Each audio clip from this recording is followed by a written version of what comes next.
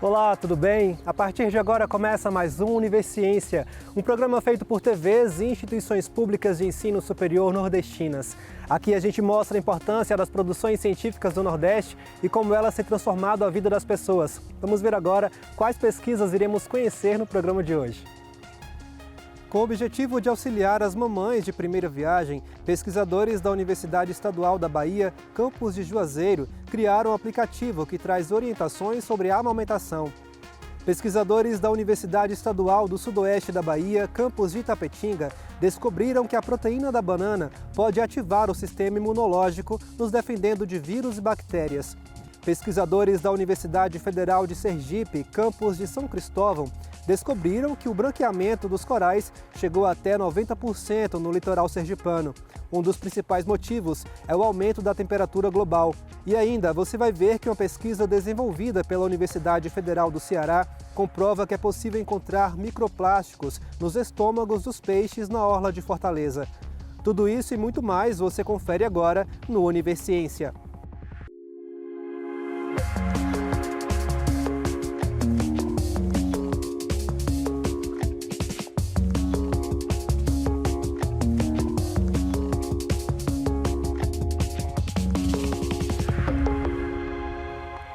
A amamentação é uma fase importante para as mães e também para profissionais da área da saúde.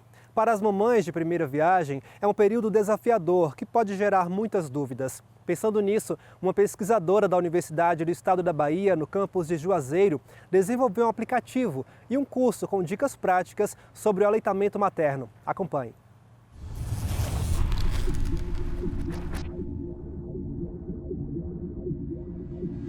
Segundo o Ministério da Saúde, a amamentação é muito importante no desenvolvimento do bebê. É através do aleitamento materno que o recém-nascido ganha imunidade e as cólicas diminuem. O ato de amamentar também fortalece o vínculo materno. De acordo com o último Estudo Nacional de Alimentação e Nutrição Infantil, realizado em 2019, no Nordeste, a amamentação exclusiva nos 6 primeiros meses de vida alcançou 39% dos bebês. Até 2025, a meta recomendada pela Organização Mundial de Saúde é de 50%. A enfermeira Gilvânia Paixão trabalhou na área de obstetrícia e quando passou a atuar na docência, Gilvânia transformou a experiência profissional em um projeto de pesquisa e extensão. Eu percebi que não existiam aplicativos que falavam sobre o manejo da amamentação. Quando eu buscava, por exemplo, em alguma loja virtual, eu encontrava sempre aplicativos que se propunham, por exemplo, a contabilizar quantas vezes o bebê mamou, qual foi a mama que esse bebê mamou, se esse bebê fez xixi, se fez cocô, quantas fraldas trocou. Mas, de fato, um aplicativo que se propusesse a falar como é que essa mulher vai lidar frente às adversidades da amamentação, a gente não tinha, não existia. E aí, esse processo ele foi começando, eu tive depois minha segunda filha e já mais experiente enquanto mãe, foi um processo muito mais fácil. E aí, em 2022, surgiu a oportunidade quando eu concorri ao edital e fui contemplada com esse financiamento. O aplicativo ele tem uma relação muito estreita com a educação, porque, na verdade, o que a gente quer ali é ter um acesso fácil à educação em saúde, ao ensino da amamentação para essas mulheres, porque muitas pessoas acham que o processo de amamentação ele é instintivo, mas ele não é, ele é um aprendizado. É uma mulher que está aprendendo a amamentar, é um bebê que está aprendendo a mamar também.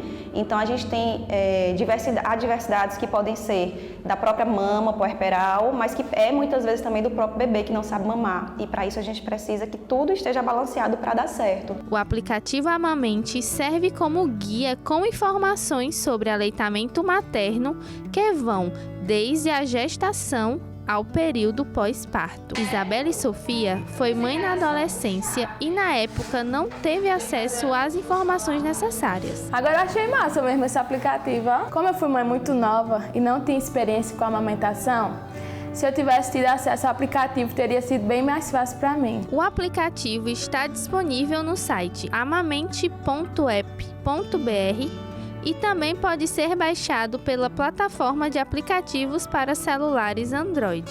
Já o curso, que leva o mesmo nome do aplicativo, é voltado para profissionais de saúde que desejam um aprimoramento na área da amamentação. Por que não trabalhar de uma forma mais específica e técnica também com os profissionais?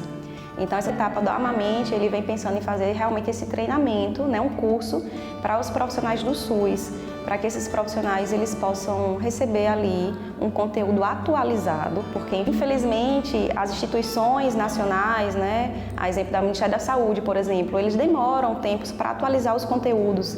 Então, por exemplo, nós temos manuais de amamentação do Ministério da Saúde que são importantíssimos, mas que eles já estão um pouco defasados em alguns campos. Então, a todo momento está saindo conteúdo novo, estudos novos, mostrando que a gente precisa agir de maneiras diferentes, mas às vezes o profissional que está ali na ponta, ele ainda segue o que o Ministério da Saúde falou lá em 2012, lá em 2014.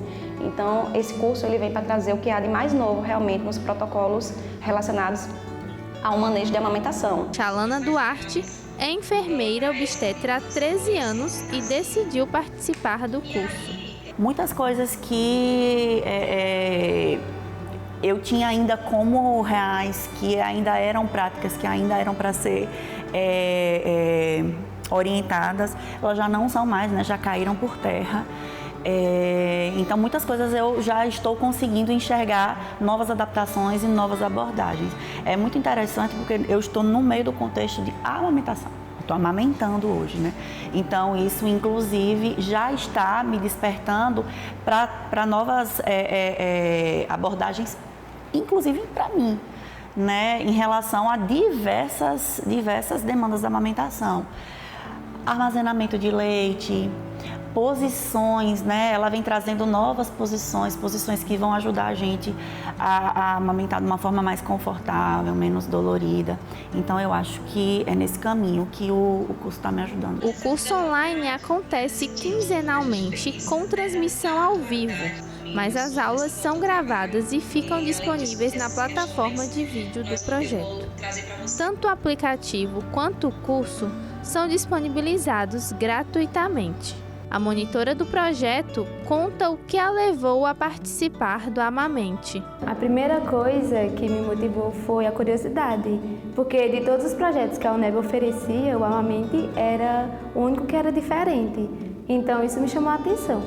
E depois do primeiro encontro, eu fiquei mais apaixonada ainda pelo projeto, porque eu acho a amamentação uma das fases mais lindas da maternidade.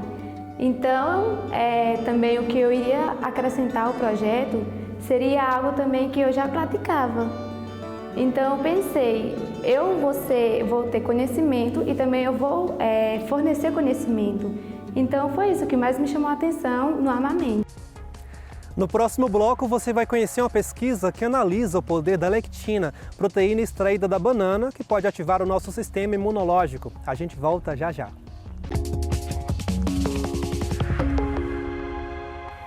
Pesquisadores da Universidade Estadual do Sudoeste da Bahia, no campus de Itapetinga, descobriram que uma proteína extraída da banana pode ativar o nosso sistema imunológico. É a lectina, que também pode ser utilizada para a produção de medicamentos. Confira na reportagem.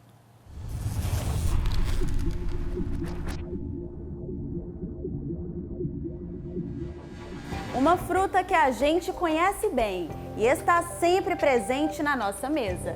Mas aqui neste laboratório, o papel dela é outro. Da banana é extraída a proteína lectina, que pode ativar o nosso sistema imunológico e nos defender de vírus e bactérias. A novidade foi revelada a partir de uma pesquisa realizada por Ivoneia Nascimento, doutoranda do programa de pós-graduação em Engenharia e Ciência de Alimentos da UESB, em parceria com a Universidade Federal de Lavras. A gente conseguiu identificar que essa proteína ela pode ser direcionada na área da saúde, na aplicação, e tem bastante interesse, principalmente por ela ser uma proteína que a gente pode estar utilizando na produção de vacinas e também em suplementação alimentar, porque ela consegue ativar o sistema imunológico, ela consegue ser uma molécula antiviral, antibacteriana, anticancerígena, e isso é de grande interesse para a área farmacêutica. A pesquisadora explicou que foram muitas as etapas até chegar aos os resultados positivos com os testes em camundongos.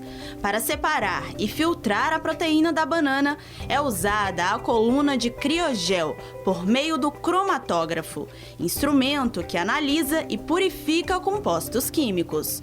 O acompanhamento é feito por meio de gráficos e tudo isso facilita o processo de análise e aplicação da proteína. A gente conseguiu purificar essa proteína de uma forma mais barata, porque essa coluna desenvolvida também é um produto barato, a banana é um produto barato também, e a gente conseguiu, quando comparado com a literatura, a gente conseguiu uma concentração dessa proteína maior do que o já encontrado, justamente pelo diferencial dessa coluna. Que a gente conseguiu imobilizar um açúcar e, como ela tem especificidade por esse açúcar, ela conseguiu se ligar melhor. Então a gente conseguiu, por exemplo, umas 30 miligramas desse material, sendo que na literatura a gente encontra 20 microgramas. Então a gente conseguiu um diferencial bem grande comparado a outros estudos. Além disso, a gente conseguiu purificar ela e conseguiu fazer os testes em vivo para identificar justamente essa atividade imunomoduladora. Com os resultados, a gente pôde identificar que essa proteína ela consegue realmente ativar o sistema imunológico e deixar o sistema preparado para algum tipo de infecção. De acordo com a pesquisadora, outras ações da proteína que já constam em outros estudos sugerem a inibição de infecções por Covid-19 e HIV. Mas ela aponta que os próximos passos da pesquisa estão focados no resultado da atividade anticancerígena e suplementação alimentar. A gente está com uns resultados esperando do anticancerígeno, que a gente fez em parceria com a Universidade Federal de Natal. E, posteriormente, a gente pretende fazer umas aplicações mesmo, direcionado na suplementação alimentar. Então, posteriormente, aí um pós-doc, a gente vai estar direcionando exatamente isso.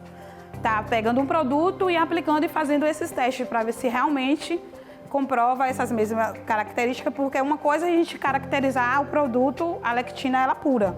Outra coisa é a gente incrementar ela em um produto alimentício.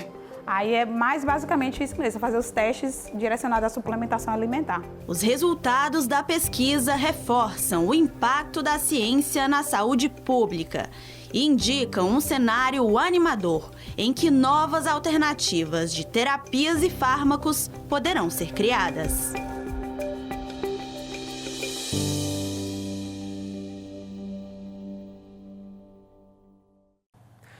Os corais são imprescindíveis para a biota marinha. Preocupados com o branqueamento dos recifes de corais no litoral do Brasil, pesquisadores da Universidade Federal de Sergipe, campus de São Cristóvão, estudam as causas desse fenômeno, que pode estar diretamente ligado ao aumento da temperatura global.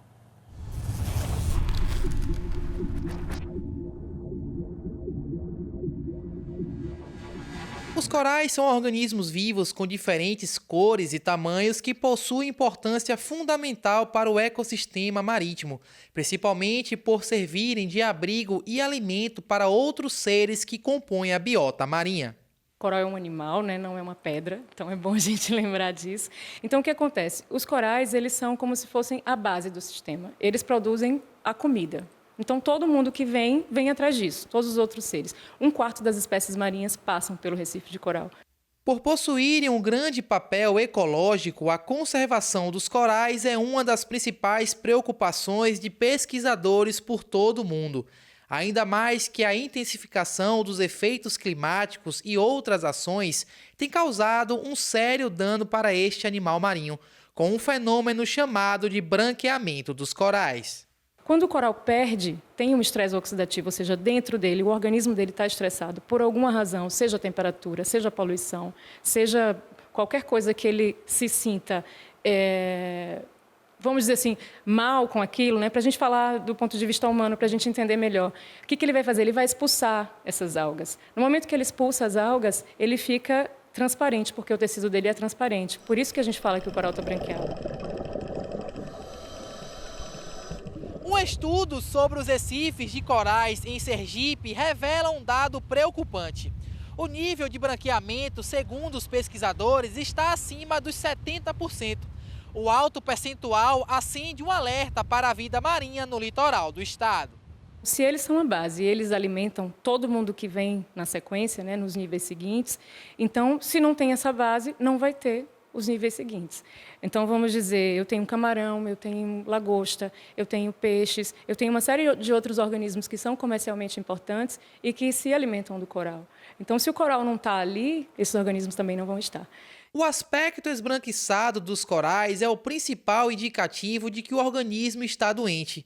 Uma ação que, mesmo natural, pode implicar em diversas consequências. Nesse momento, ele está fraco. Ele perdeu 90% da capacidade alimentar dele. Quando ele fica fraco, ele fica suscetível a doenças. E aí uma série de oportunistas podem se aproveitar disso para deixar o coral enfermo. Enfim, se esse estresse não passar, ele pode morrer.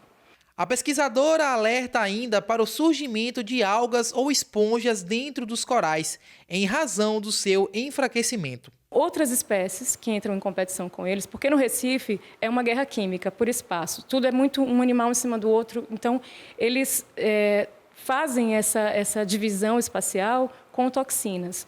O que acontece? Uma outra espécie que vai chegar e está mais forte, né, do que o coral, ela vai ganhar essa competição química. Então, o que acaba acontecendo? Necrosa o tecido do coral e a outra espécie ela vai se colocando em cima.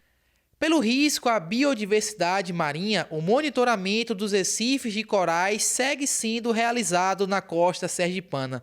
Um empenho com resultados obtidos a partir da observação por mergulhos e apoio com imagens aéreas. Com o drone a gente consegue bastante precisão em coordenadas em campo. Então, o drone consegue marcar exatamente um ponto de mergulho e a gente guarda aquilo como memória de campo, vamos dizer assim. Do ponto de vista das análises, né, nós aproveitamos esses mergulhos para conhecer alguns parâmetros locais e esses parâmetros que são essenciais, né, para a contextualização dos corais. O ambiente submerso ele tem uma pressão que ela dobra a superfície a cada 10 metros que a gente desce. Então, se a gente está a 10 metros de profundidade, a pressão que é exercida sobre a gente já é o dobro. Então, a maioria desses recifes que tem aqui no estado, eles variam lá perto dos 24 ou 26 metros de profundidade, exceto um recife que a gente tem lá em Pacatuba, que ele está nos 10 metros de profundidade aproximadamente. Para fazer esse mergulho, a gente tem uma série de coisas que a gente tem que analisar. O tempo que a gente vai, como é que está a questão do vento, como é que está a questão das próprias condições marinhas. E para essa profundidade, a gente tem um tempo que a gente pode ficar embaixo d'água. Então, tudo que a gente faz aqui tem que ser previamente conversado, a gente se reúne várias vezes antes de fazer essas saídas, para que tudo consiga sair da forma legal e que a gente consiga cumprir o que a gente se comprometeu a fazer naquele mergulho.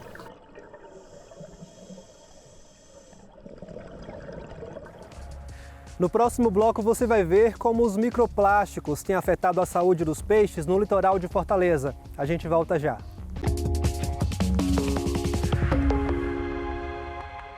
A presença de microplástico nos oceanos é uma ameaça que tem sido debatida por ambientalistas e cientistas há algum tempo. Uma pesquisa desenvolvida pela Universidade Federal do Ceará, campus de Fortaleza, comprova que é possível encontrar esses pequenos plásticos também nos estômagos dos peixes da orla de Fortaleza. Acompanhe.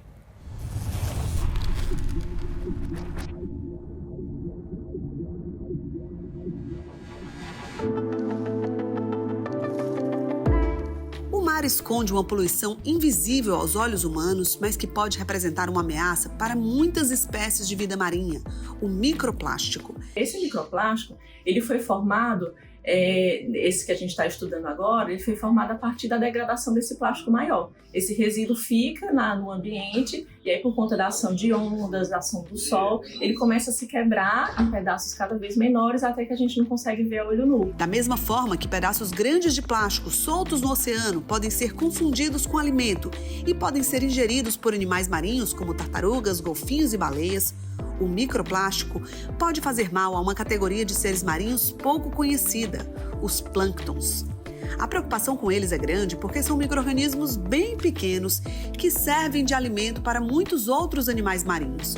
O laboratório que se dedica ao estudo desses seres microscópicos está de olho no perigo que a poluição por microplástico pode representar para eles e para o equilíbrio como um todo no oceano. O plâncton ele é a base da cadeia alimentar. Isso significa que todos os organismos que estão acima dele vão se alimentar direto ou indiretamente dele. Então, se você exclui esse componente, né, do ambiente, os organismos que vêm depois vão ter problemas e vão ter dificuldades para sobreviver. Em parceria com praticantes de canoa havaiana, pesquisadores do Labomar estão coletando amostras de resíduos em Fortaleza e em Jericoacoara. A gente utilizou a ciência cidadã, que é quando a gente utiliza os cidadãos comuns, por exemplo, os atletas ou os praticantes de canoagem, para nos ajudar a coletar um dado, porque eles têm contato com o ambiente, né, praticamente diariamente.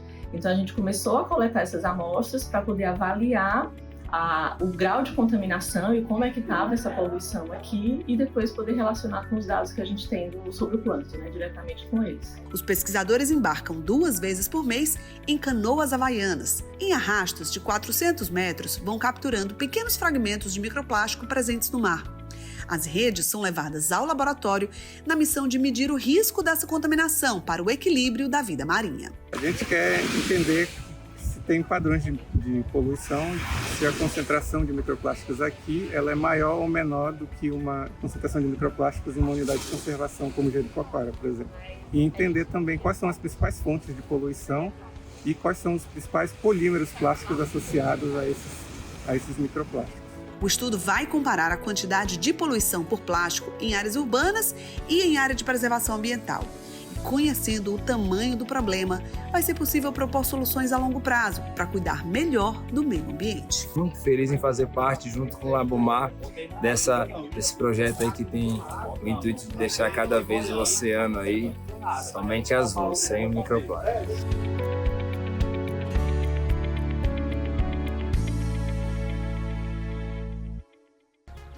O Universiência de hoje fica por aqui. No próximo programa, traremos mais pesquisas inovadoras para a gente conhecer o que tem sido produzido nas instituições públicas de ensino superior nordestinas. Caso tenha alguma dúvida ou sugestão, envie um e-mail para universiencia@uesb.edu.br que a gente te responde em um próximo programa. Obrigado pela sua companhia e até mais.